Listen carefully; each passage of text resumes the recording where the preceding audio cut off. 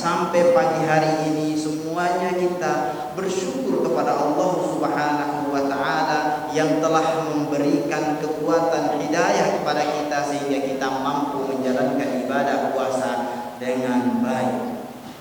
Salawat beriring salam semoga senantiasa tercurahkan kehadiran Nabi Muhammad sallallahu alaihi wasallam beserta keluarganya yang suci, para sahabatnya yang terpilih, umatnya yang terkasih, sebagai contoh teladan bagi umat manusia.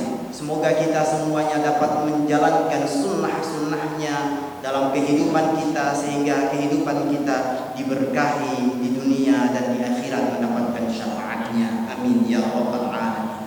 Selanjutnya khatib berwasiat khususnya pada diri khatib pribadi dan umumnya kepada kaum muslimin agar senantiasa bertakwa kepada Allah Subhanahu wa taala dengan sebenar-benarnya takwa, karena ketakwaan ini adalah bekal terbaik kita menuju Allah Subhanahu wa taala. Allahu akbar, Allahu akbar, Allahu akbar, walillahil hamd. Hari ini kita berada pada hari yang fitri, hari di mana kita mulai diperbolehkan untuk makan siang, makan di siang hari. Hari ini juga adalah hari yang suci secara spiritual karena kita dibentuk dan ditempa dengan rangkaian ibadah selama bulan suci Ramadan, dirangkai dengan ibadah puasa. Kemudian kita menjalankan qiyamul lail, salat tarawih, dan munajat. Setiap malam kita bermunajat kepada Allah Subhanahu wa taala dan sambil melatih diri kita untuk senantiasa berinfak setiap malam, bahkan setiap hari kita berusaha berbagi dengan sesama, memberikan takjil, membagikan sembako, dan terus kita hidupkan malam-malam bulan suci Ramadan dengan tilawah kita. Kita hiasi kehidupan kita dengan munajat kepada Allah Subhanahu wa taala. Kita hiasi hari-hari kita di bulan suci Ramadan dengan menghidupkan masjid-masjid dengan sholat berjamaah yang tidak bisa mungkin di hari-hari yang lain. Ini adalah suatu pendidikan, suatu madrasah yang sangat luar biasa agar terbentuk karakteristik seorang muslim yang militan dalam menegakkan kebenaran, menegakkan ajaran agama dengan baik secara ibadah yang berhubungan langsung dengan Allah Subhanahu wa taala maupun ibadah secara sosial, ibadah yang berhubungan dengan Allah Subhanahu wa taala. Kita tegakkan sholat, kita tegakkan puasa kita, tetapi kita juga harus peduli dengan sesama. Kepedulian itu termanifestasikan dalam zakat kita, termanifestasikan dalam berbaginya kita, berbagi iftar dengan sesama, berbagi kebahagiaan, berbagi cinta kasih dengan sesama. Ini menunjukkan kepedulian kita dan meningkatkan ibadah sosial kita, karena dengan ibadah-ibadah itu menyempurnakan kehidupan kita sebagai muslim sejati yang menghantarkan kepada kita nilai-nilai ketakwaan. Allahu akbar, Allahu akbar, Allahu akbar, walillahil hamd. Ma'asyiral muslimin, sidang salat Idul Fitri yang dirahmati oleh Allah Subhanahu wa taala. Namun pondasi dan pakaian ketakwaan yang kita bangun selama Ramadan dengan tilawah, dengan salat malam, dengan salat berjamaah, kita berusaha salat berjamaah di masjid, jangan sampai hilang, jangan sampai pudar setelah berhentinya bulan suci Ramadan. Berakhirnya Ramadan bukanlah berakhirnya ibadah kita, bukan berakhirnya amalan soleh kita, bukan berakhirnya kebajikan kita, tetapi mari kita rawat, mari kita tumbuhkan, mari kita semarakan kembali, karena ujian terberat bukan di madrasahnya, bukan di sekolahnya, bukan di madrasah Ramadan itu. Karena puasa di Ramadan banyak orang yang puasa, miliunya, bianya, lingkungan mendukung kita untuk berpuasa. Tidak terasa kita berpuasa, tidak terasa kita beratnya sholat berjamaah karena semuanya sholat. Tapi sangat berat kalau kita puasa dikala orang lain tidak puasa. Sangat berat datang ke masjid kalau di antara orang tidak datang, hanya sedikit segelintir orang. Mampu nggak kita menggerakkan langkah kaki kita untuk kembali menghidupkan malam-malam kita dengan sholat qiyamul lail? Mampu nggak kita menghidupkan masjid-masjid kita dengan sholat berjamaah? Mampu nggak kita untuk terus berbagi dikala orang lain tidak mau berbagi dengan orang lain? Maka hadirin yang dirahmati oleh Allah Subhanahu wa taala, ada 3 poin penting yang harus kita jaga, yang kita hidupkan agar amal soleh dan amal ibadah kita tetap terawat di bulan-bulan setelah bulan suci Ramadan. Yang pertama adalah menyempurnakan ibadah. Kemarin kita sudah menyempurnakan bilangan daripada Ramadan kita. Walitukmilul iddata walitukabbirullaha ala ma hadakum. Kita disuruh menyempurnakan bilangan harinya. Dan kalau kita mau renungin, bukan hanya sekedar bilangan hari yang kita sempurnakan, tapi ibadah kita juga harus kita sempurnakan. Karena ibadah tidak terbatas oleh waktu, tidak terbatas oleh Ramadan, tidak terbatas oleh momentum-momentum tersendiri, tapi ibadah harus terus kita tingkatkan, harus kita jalankan, walaupun mungkin belum kita khusyuk, walaupun mungkin terasa belum ikhlas, walaupun mungkin berat dilakukan, tetapi terus kita lakukan sampai ajal kita menjemput. Wa'bud rabbaka hatta ya'tiyakal yaqin. Allah Subhanahu wa taala, sembahlah Tuhanmu sampai datang keyakinan, sampai datang ajalmu. Jadi tidak ada batas kita berhenti untuk beribadah, tidak ada batas berhenti kita untuk beramal soleh. Jangan bosan-bosan kita melakukan kebajikan, teruslah melakukan kebajikan walaupun bukan pada bulan suci Ramadan. Karena di bulan-bulan ini adalah bulan bagaimana kita diuji terkait dengan sukses atau tidaknya Ramadan kita, ditentukan oleh 11 bulan yang akan datang. Maka ibadah yang kita lakukan itu harus kita bumikan, harus kita jawantahkan dalam kehidupan kita sehari-hari. Allahu Akbar, Allahu Akbar, Allahu Akbar, walillahil hamd. Maka hadirin dan hadirat jamaah salat Idul Fitri yang dirahmati oleh Allah Subhanahu wa taala, berakhirnya bulan suci Ramadan bukan berakhirnya pula ibadah puasa kita, akan tetapi kita harus meningkatkan puasa kita bukan hanya pada tataran lapar dan haus, akan tetapi kita harus meningkatkan puasa kita, meningkatkan puasa lisan kita agar tidak menggunjing orang lain. Puasa mulut kita untuk tidak makan harta sesama kita dengan jalan yang batil. Maka di ayat di dalam surah Al-Baqarah setelah berbicara tentang puasa, berbicara dengan terkait dengan larangan untuk memakan harta orang lain dengan jalan batil. A'udzubillahi minasyaitonir rajim. Bismillahirrahmanirrahim. Wala ta'kulu amwalakum bainakum bil batili wa tudlu biha ilal hukami litakulu fariqam min amwalin nas bil ithmi wa antum ta'lamun. Dan janganlah sebahagian kamu memakan harta sebahagian yang lain di antara kamu dengan jalan yang batil, dan janganlah pula kamu membawa urusan harta itu ke hakim sehingga supaya kamu dapat memakan sebahagian daripada harta benda orang lain dengan jalan dosa, padahal kamu mengetahui berapa banyak orang yang memanipulasi kata, yang memanipulasi hukum demi menggait harta orang lain. Maka puasa kita juga harus puasa, jangan sampai kita menzolimi orang lain, menggunakan kemampuan kita, menggunakan kapasitas kita untuk menutup celah orang lain agar orang lain yang tidak ngerti hukum kita bisa merampasnya. Naudzubillah summa naudzubillah. Maka puasa kita bukan hanya sekedar puasa makan, puasa lapar dan haus kita, tapi juga puasa kita dari hal-hal yang negatif yang merugikan orang lain. Di samping itu, kita harus berpuasa hati kita agar hati kita tidak iri dan dengki, tidak hasad, tidak dendam kesumat, serta puasa pikiran kita dari hal-hal yang negatif dan konstruktif, sehingga kehidupan kita tertata saling menghargai antara sesama hamba Allah Subhanahu wa taala. Allahu akbar, Allahu akbar, Allahu akbar, walillahil hamd.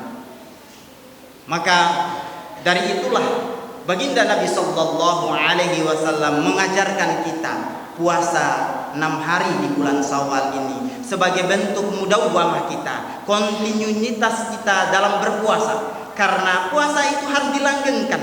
Di samping itu adalah untuk menjaga pola tubuh kita, biar tidak kaget tubuh kita itu udah berbiasa puasa tiba-tiba enggak berpuasa, itu akan kaget. Sama dengan orang yang biasa berolahraga tiba-tiba tidak olahraga, maka dia akan kaku. Maka teruslah dia jalan, teruslah berolahraga, teruslah berpuasa. Kalau bisa ditingkatkan, bukan hanya puasa Syawalnya, tapi juga puasa Senin Kamisnya, puasa Ayyamul Bidnya, puasa Daudnya. Dan kalau mampu kita tirakatkan untuk diri kita, untuk anak-anak kita, untuk keluarga kita, untuk umat dengan puasa yang sepanjang tahun. Para ulama, para kiai-kiai di Jawa Timur banyak yang berpuasa untuk santrinya bertahun-tahun, kecuali yang diharamkan oleh Allah Subhanahu wa taala. Sehingga terbentuk karakter puasa itu bukan hanya kewajiban saja, tapi menjadi habit, menjadi kebiasaan, menjadi rutinitas yang mengasihkan. Sehingga ketika udah terbiasa, udah menyatu dengan dirinya, sehingga puasa itu sudah menjadi karakteristiknya. Inilah yang ingin dibentuk oleh baginda Nabi sallallahu alaihi wasallam dan syariat puasa ini. Allahu akbar, Allahu akbar, walillahil hamd. Yang kedua yang harus kita hidupkan agar amalan ibadah kita, amal soleh kita di bulan suci Ramadan tetap langgeng adalah kita harus senantiasa mengagungkan Allah Subhanahu wa taala, walitukabbirullaha ala ma hadakum. Allah, kita mengagungkan, bertakbir, kita mengagungkan Allah yang memberi kita hidayah. Ketika kita takbir dari kemarin sampai tadi pagi, kita terus bertakbir, bukan hanya mulut kita, tapi takbir jiwa raga kita, bahwa semua yang kita lakukan bukan semata-mata kekuatan dari kita. Kita mampu berpuasa bukan kemampuan kita semata-mata. Kita mampu kita bersedekah, berzakat bukan karena kita kaya raya, tetapi dikayakan oleh Allah Subhanahu wa taala. Dimampukan oleh Allah Subhanahu wa taala. Banyak orang yang kaya juga tidak mampu memberikan keluarkan zakatnya. Ketika zakat fitrah dia keluarkan, boleh jadi dia mengeluarkan tidak sesuai dengan makannya. Zakat fitrah yang harusnya dia keluarkan sesuai dengan makannya, kalau dia makan berasnya pandan wangi yang harganya di atas 20.000, malah dia keluarkan yang 15.000. Itu dia zalim pada dirinya. Dia tidak menghargai kapasitas dirinya. Maka dia sejatinya tidak mengagungkan Allah Subhanahu wa taala. Maka hadirin yang dirahmati oleh Allah Subhanahu wa taala, mengagungkan Allah Subhanahu wa taala, meletakkan diri kita sesuai dengan kapasitas kita. Jika memang harta kita harus dikeluarkan zakat malnya, harus diaudit dengan baik. Yang harusnya keluarnya 10 juta, jangan keluarkan 5 juta, maka enggak sah kita kalau kurangnya dari 5 juta itu. Maka harus dipenuhi, walaupun kita keluarkan 5 juta, kalau nggak sesuai maka tidak sah kita. Maka itulah yang menyebabkan dirampasnya oleh Allah dengan cara yang tidak kita ketahui. Karena itu masih adalah hak orang lain. Wa fi amwalikum haqqul lis-sa'ilin. Di dalam hartamu ada hak bagi orang yang meminta-minta, ada hak bagi fakir miskin. Maka kalau kita tidak mengeluarkan dengan cara yang benar, maka Allah akan memaksakan dia mengeluarkan dengan caranya sendiri. Allahu akbar, Allahu akbar, Allahu akbar, walillahil hamd. Karena itulah hadirin yang dirahmati oleh Allah Subhanahu wa taala, mengagungkan Allah Subhanahu wa taala adalah juga bagaimana kita merendahkan diri di hadapan Allah Subhanahu wa taala, dan sambil membangun rasa tawadhu'nya kita kepada sesama, tidak sombong kepada sesama, sehingga dengan munculnya mengagungkan Allah Subhanahu wa taala, kita ketika bekerja mengagungkan Allah, ketika kita bermuamalah mengagungkan Allah Subhanahu wa taala, tidak mengkerdilkan orang lain, tidak menyepelekan pekerjaan kita, karena yang kita lihat bukan bos kita. Yang kita lihat adalah Allah Subhanahu wa taala. Maka ketika kita mengagungkan Allah sehingga dengan muamalah kita terbangun dengan baik, maka akan terbentuk saling memaafkan, akan tercipta suasana yang harmoni, penuh kehangatan. Kebekuan pergaulan akibat terselipnya salah dan silap menjadi cair dengan senyum dan sapa, saling menghargai akan kekurangan dan kelebihan masing-masing kita sebagai hamba Allah Subhanahu wa taala, karena kita tidak sempurna. Maka oleh karena itulah Allah ingatkan kepada kita, a'udzu billahi minasyaitonir rajim, bismillahirrahmanirrahim.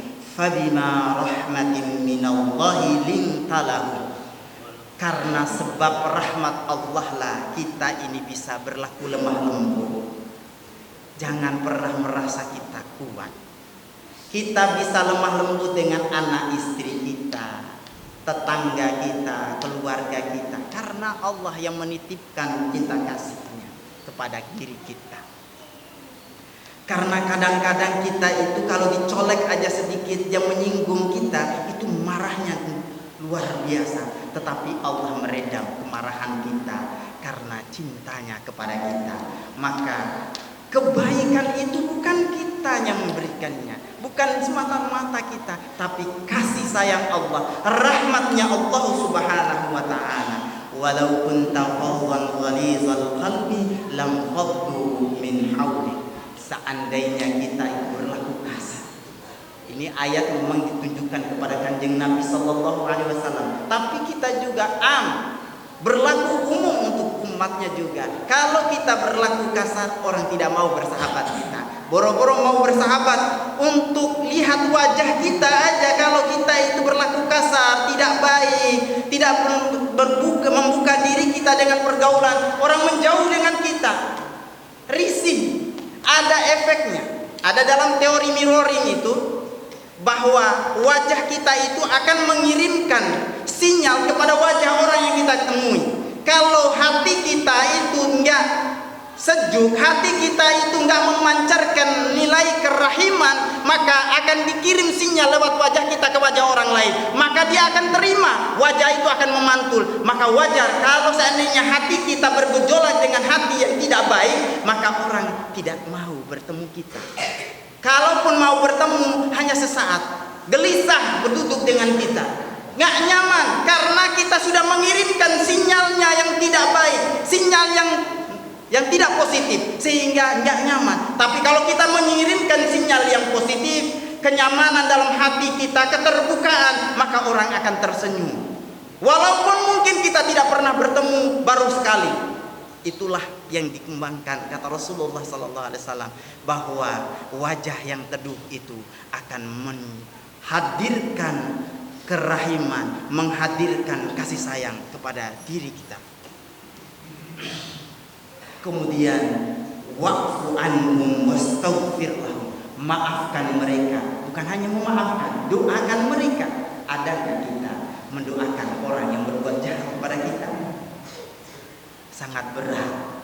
Itulah tantangan kita sebagai orang yang beriman, memaafkan dan mendoakan orang yang berbuat jahat kita agar ditunjukkan hidayah oleh Allah Subhanahu wa taala, sehingga berubah menjadi orang yang baik seperti baginda Nabi Sallallahu Alaihi Wasallam. Ketika dihina, dicaci maki, bukan hanya sekedar dicaci maki, dilemparin dengan kotoran unta, tapi beliau tidak pernah mengeluarkan kata-kata kotor, mendoakan yang buruk, tapi beliau mendoakan semoga mendapatkan hidayah.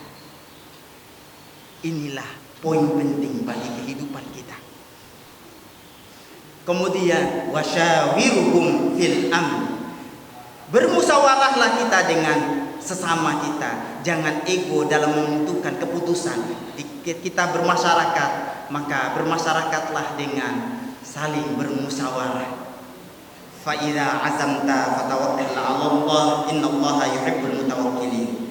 Apabila sudah kita teguh pendirian, maka bertawakallah kepada Allah. Sesungguhnya Allah suka kepada orang yang bertawakal. Allahu akbar, Allahu akbar, Allahu akbar, walillahil hamd. Hadirin dan hadirat jamaah salat Idul Fitri yang dirahmati oleh Allah Subhanahu wa taala. Poin terakhir agar ibadah kita tetap terjaga dan terawat adalah kesyukuran kita kepada Allah. Kesyukuran ini adalah afirmasi positif dalam kehidupan kita, sehingga besar kecilnya yang diberikan oleh Allah kalau diterima dengan rasa syukur, maka akan membuka pintu-pintu rezeki, akan membuka pintu-pintu rahmat bagi kehidupan kita. Karena sejatinya kesyukuran yang kita lakukan adalah untuk kita. Wa may yashkur fa innama yashkuru li nafsihi wa man kafara fa innallaha ghaniyyun hamid. Siapa yang bersyukur sejatinya dia bersyukur untuk dirinya, akan kembali kepada dirinya. Siapa yang kufur terhadap nikmat Allah Subhanahu wa taala, sesungguhnya Allah Subhanahu wa taala Maha Kaya dan Maha terpuji. Maka hadirin yang dirahmati oleh Allah Subhanahu wa taala, dalam berpuasa makom takwa itu bukan terminal terakhir bagi kita, tapi itu adalah awal dari perjalanan perjuangan kita menuju makom syukur. Karena makom syukur itu adalah makom bukan karena iming-iming nilai pahala, bukan iming-iming diberkahi, tapi berangkat dari keikhlasan, berangkat dari mencari ridha Allah Subhanahu wa taala, kesadaran penuh mengharapkan ridha Allah Subhanahu wa taala. Semoga kita semuanya diberkahi oleh Allah Subhanahu wa taala, menjadi pribadi-pribadi yang senantiasa menyempurnakan ibadahnya, senantiasa mengagungkan Allah Subhanahu wa taala dimanapun berada dan bagaimanapun kondisinya, dan senantiasa bersyukur kepadanya, sehingga kita menjadi hamba-hamba yang muttaqin dan muhsin. Mari kita sempurnakan dengan doa sebagai penutup daripada khutbah ini. Semoga kita semuanya diberkahi oleh Allah Subhanahu wa taala. Amin. Bismillahirrahmanirrahim. Allahumma shalli ala sayyidina Muhammad wa ala ali sayyidina Muhammad kama shallaita ala sayyidina Ibrahim wa ala ali sayyidina Ibrahim wa barik ala sayyidina Muhammad wa ala ali sayyidina Muhammad kama barakta ala sayyidina Ibrahim wa ala